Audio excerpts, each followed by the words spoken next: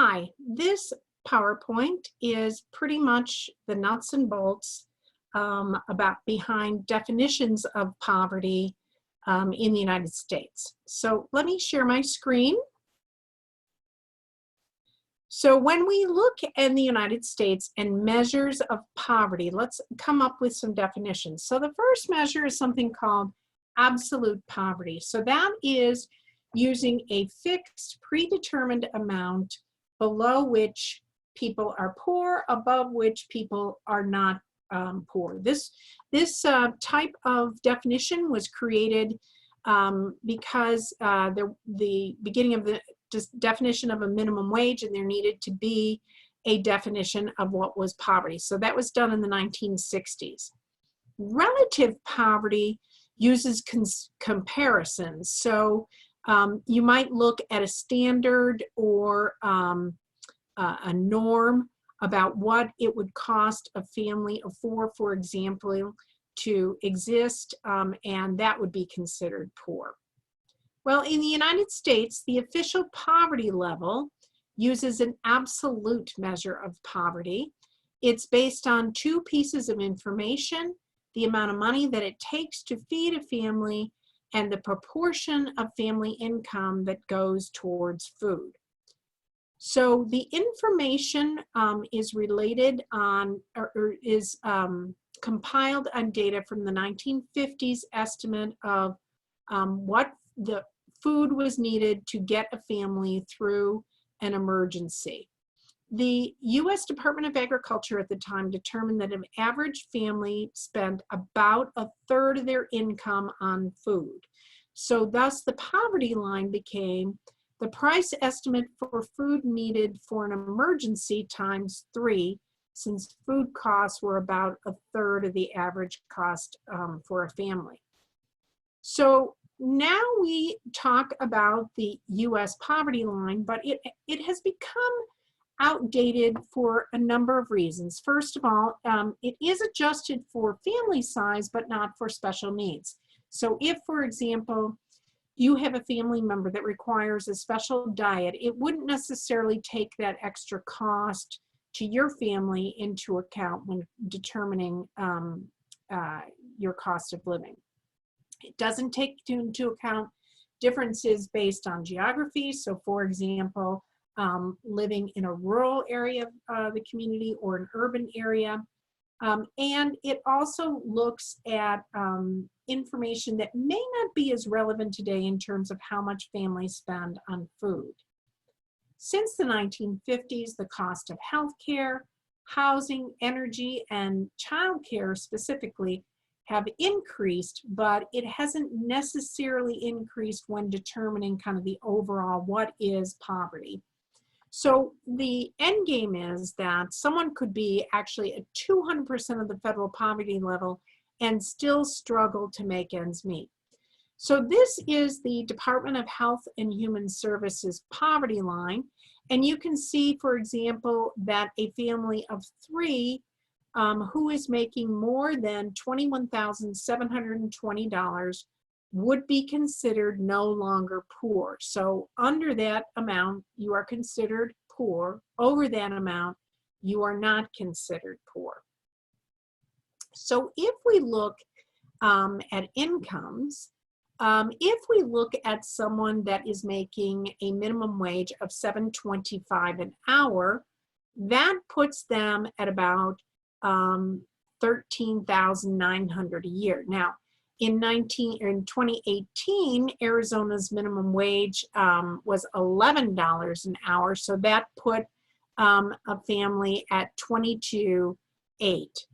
The average hourly wage in Arizona in 2018 was about $25 an hour, which puts the salary at about $50,000 a year. So someone at the average hourly wage is about $50,000. Someone at minimum wage at the Arizona level is about $22,000. So if we go back to the previous slide, if you had a family of 3, you would be just a little bit above the poverty level if you were making minimum wage. if you were making the average wage in Arizona, you would be off this chart, which of course makes sense that you would be. This gives you just kind of an idea of the average wage of a social worker. This looks at a hospital social worker at about almost 60,000. And then the range is really 40 to about 93,000, depending on what kind of job you have. So let's look at some expenses, and let's just go through this pretty quickly. But if we looked at housing, say about $800 a month, health care for this family, let's say it's a family making minimum wage, about $300 a month. Take about $250 at transportation, child care, about $920. So that assumes that this family is not getting a child care subsidy. Food, about $500. Utilities, about $180. Phone and internet at about $50. That's a, pretty low estimate, but, and miscellaneous at about $300. So let's just ballpark that those are some of the costs. So we're looking at about a little over $3,000 a month in pretty basic income expenses. That's about $39,000 a year. And yet, if you're working full-time at minimum wage, you're making about $16,000, almost $17,000 less than that. So it's a pretty big gap between minimum wage and what it costs to live. So we might, even look at that notion of a relative poverty level being a little bit closer to the 39.6 than to the amount that is put in the federal poverty level. So how many people are poor in the United States? Well, the federal poverty level does fluctuate. In 1959, about 22% were in poverty, and after the war, World War II, about that went down quite a bit to a low in 1973, about 11%. So by 2012, about 46 million, or 1 in 7 people, lived in poverty. And we're seeing more and more of something that is being referred to as deep poverty.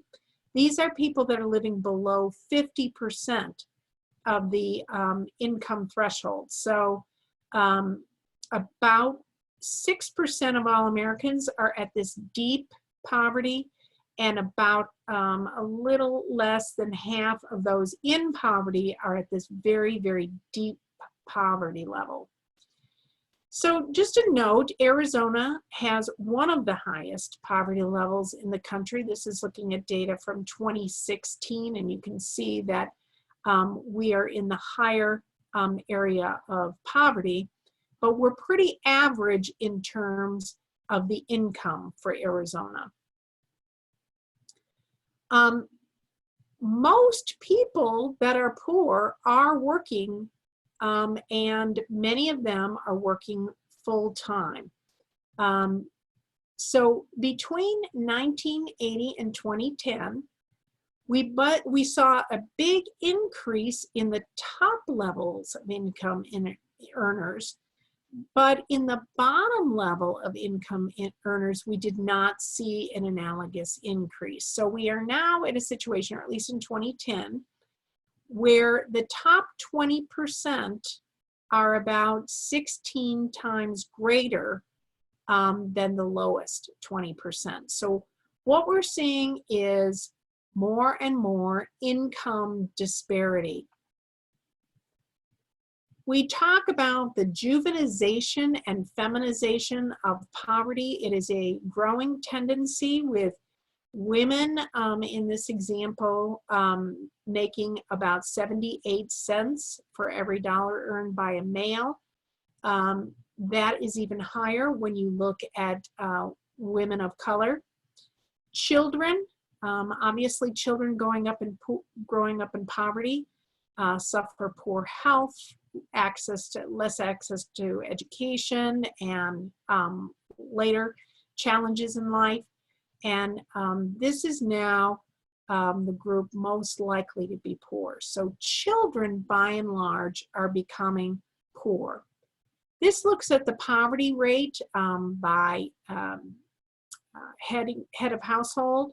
So if you look at married couples, very few in poverty. So in 2012, about 7%. When we look at female-headed households, we're looking at about a third, and male-headed households, we're looking at a little over 17%. Poverty by age, as I mentioned, children are becoming the fastest growing age group to be in poverty. One of the amazing things in this country is that we have been able to move people in poverty, or elderly people, out of poverty through policies such as the Social Security Act and Medicare. So access to a guaranteed retirement income and healthcare has made a huge difference in terms of the number of elderly who are in poverty. When we look at children, race plays a huge factor in terms of the number of children in poverty, with almost half of Native American children showing up in poverty. So who are the poor? Ethnic minority groups tend to suffer more from poverty. The average income, or the median income for Caucasians, is about $58,000, where it's about $34,000 for African Americans and $40,000 for Hispanics. Native Americans are the most impoverished minority group in this country. The lack of affordable housing, unemployment, and not having sufficient support for veterans when they come back has led to greater homelessness in this country. And when we look at race, not only for children but for adults as well, the percentage of people in poverty who are African American and Hispanic is dramatically higher than it is for Caucasian Americans. So what causes poverty? Lack of education, training, job skills, structural unemployment, unfortunate circumstances, often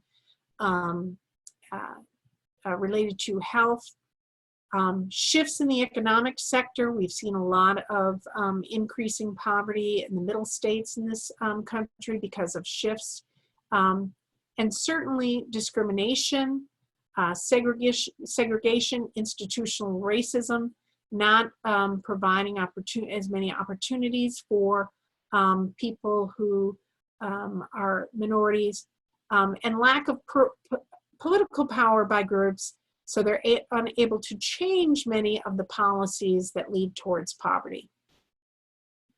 Let's look at some in-kind anti-poverty programs. So when we look at that, one of the programs that has been the most effective at pulling people out of poverty is the Earned Income Tax Credit. That's a tax credit, so it's actually money that families with children, low-income families with children, can get back as a tax credit. So it is administered through the tax process, and it is basically allowed 28 million low-income people to have a decrease in their taxes, an average credit of almost $3,000, lifting 6.5 million of people out of poverty. The minimum wage, we've certainly talked a lot about that in this country and what that is. And these conditions together have helped move people out of poverty. The SNAP program, or the Supplemental Nutrition for Assistance Program, used to be called food stamps, has been a very effective anti-poverty program, and that dovetails with a program called WIC, which is available for women with very young children, women who are nursing or postpartum, and are provided with supplements for their young children. Section 8 provides housing subsidies and has been helpful at keeping families in a home. And so this has been a very effective anti-poverty program. And the McKinney-Vento Homelessness Assistance Act has provided funding for emergency transitional housing. So these programs are called economic stability programs, and that includes TANF, which is a cash assistance program. It's probably the best known of those programs, and it replaced aid to families with dependent children in 1996. SSI provides cash assistance for people who are poor, elderly, or disabled, and it supports 16% of the people who received are children, about a quarter are elderly people. So these are programs that provide cash benefits for people to pay for things they need. So that was a quick overview of kind of the nuts and bolts of poverty. I encourage you to look at the other learning materials and the materials in our textbook to get better flavor for what it is like to live and be poor in this country, and what things we can do as a country to benefit people who are struggling with poverty and economic inequality. Thank you for watching this PowerPoint.